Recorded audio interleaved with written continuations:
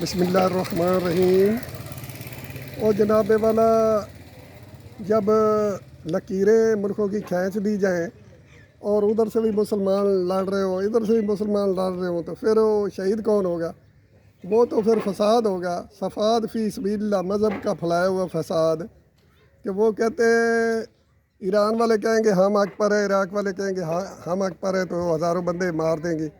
اسی طرح اگر غیر مذہب سمجھتے ہیں آپ اسرائیل کو، تو فلسطین والوں نے یا اس 52 ملکوں نے کوئی قرآن کا نظام اپنایا نہیں ہے، اور جب تک قرآن کا نظام ہم نہیں اپنائیں گے تو ہم کیسے کامیاب ہوں گے؟ اتھارٹی تو ہمارے پاس نہیں، طاقت ہمارے پاس نہیں، جہاز کھڑے ہیں، کھڑے رہے، کوئی نہیں، کوئی مرتا ہے مر جائے، نام مسلمان ہے، خالی نام مسلمان ہے۔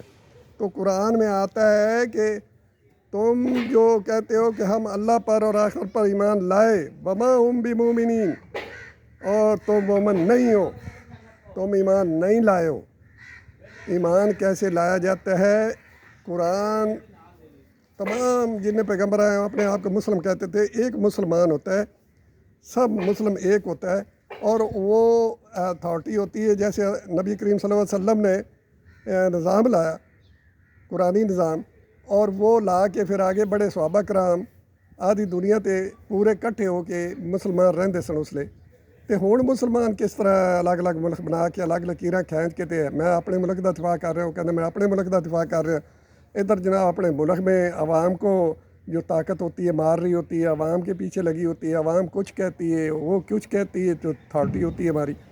تو اس وجہ سے یہ قرآن کہتا ہے تم مسلم اس طرح نہیں بنتے ہو۔ مسلم ہوتا ہے جس کے دل میں یہ ہو کہ میں ریاست اس لیے بچا رہا ہوں، جد و جہد کر رہا ہوں کہ یہ جو ہے نا ملک بچے گا، پھر مدینہ کی ریاست بنے گی، پھر ہمارا نظام چلے گا قرآن کا۔ اس فوجی کے دل میں یہ بات ہے تو وہ شہید ہو سکتا ہے۔ جس کے دل میں یہ بات ہو کہ میں تو ملک کی خاطر لڑوں، تو ملک کی خاطر انڈیا بھی لڑ رہا ہے، ادھر سے بھی وہ فوجی ان کے مسلمان ہوتے ہیں، وہ بھی لڑتے ہیں، ہم بھی لڑتے ہیں، پھر وہ مسلمان، یہ بھی مسلمان۔